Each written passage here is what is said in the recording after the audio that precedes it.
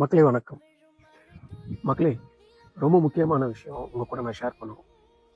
இது ரொம்ப இம்பார்ட்டன்ட். தயவு செய்து இந்த வீடியோ ஸ்கிப் பண்ணாம ஃபுல்லா பாருங்க.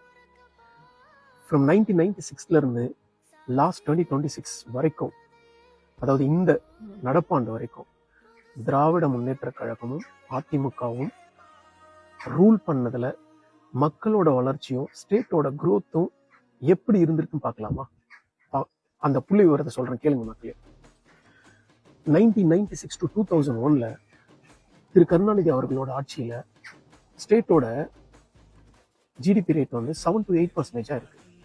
அப்படியே 2001 to 2006ல செல்வி ஜெயலலிதா ஆட்சி காலத்துல அப்படியே குறைஞ்சி 6 to 7% ஜிடிபியா மாறுது. மறுபடியும் 2006 to 2011ல கலைஞர் ஆட்சியில 8 to 9% இன்க்ரீஸ் ஆகுது. மறுபடியும் 2011 to 2016ல செல்வி ஜெயலலிதா ஆட்சி காலத்துல 7 to 8% குறையுது. அதுக்கப்புறம் அம்மையார் ஜெயலலிதா இறந்ததுக்கு அப்புறம் திரு எடப்பாடி பழனிசாமி அவர்கள் முதலமைச்சரா வராங்க.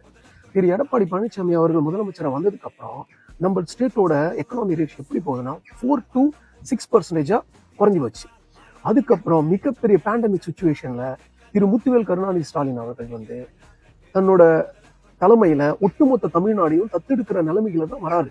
ஏன்னா மைனஸ்ல போன ஒரு பெர்சன்டேஜ் ஆஃப் குரோத்தை லாஸ்ட் மார்ச்ல ஒன்றிய அரசு கொடுத்த ரிப்போர்ட் படி 11.19% ஜிடிபி குரோத்தை கொண்டாந்து மக்களுக்கு மத்தியில ப்ரூஃப் பண்றாரு. அது மட்டும் இல்லாம மற்ற மாநிலங்களை காட்டிலும் அதை எங்க எடுத்துட்டு போறாங்கன்னா, industrial growth, Tamil Nadu leads in manufacturing and investment, people first, welfare schemes that empower every citizen, infrastructure boost, world class infrastructure driving economic growth, sustainable future, building strong, inclusive and future ready in Tamil Nadu. அவரோட முக்கியமான முன்னெடுப்பு எப்படி இருந்துச்சுன்னா, consistent leadership, continuous progress, a strong Tamil Nadu. இதை தான் அவங்க வந்து முன்னெடுத்தாங்க.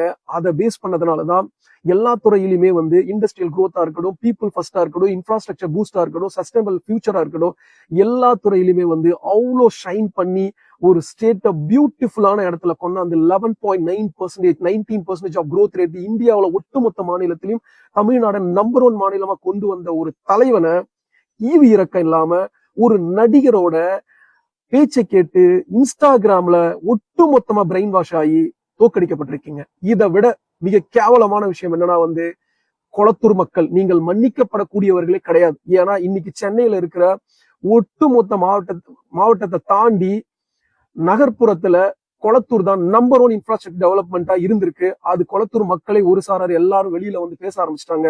உங்களுக்கு மன்னிப்பே கிடையாது மக்களே.